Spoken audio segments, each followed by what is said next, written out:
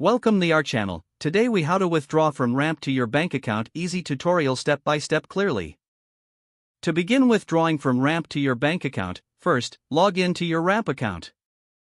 Once logged in, navigate to the dashboard. Look for the Funds option in the main menu. Click on Withdraw. You will be presented with different withdrawal options. Choose the option that allows you to withdraw to your bank account. Next, enter the amount you wish to withdraw. Ensure that you have linked your bank account to your Ramp account. If you haven't done this yet, follow the prompts to link your bank account. After entering the withdrawal amount, select your linked bank account. Review the details of your withdrawal request for accuracy. Confirm that all information is correct. Proceed by clicking on the Confirm button. Wait for a confirmation message to ensure your request has been submitted. You may receive an email notification regarding your withdrawal status.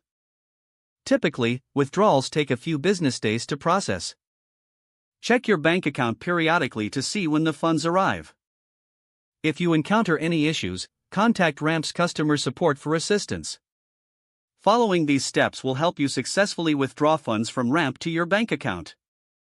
If the page does not load, refresh the browser or try again in a private or incognito window.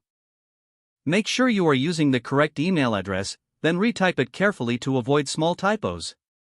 If your password is not accepted, use the reset option and create a new strong password you can remember. Check your spam folder for verification or security emails, then complete any requested confirmation steps.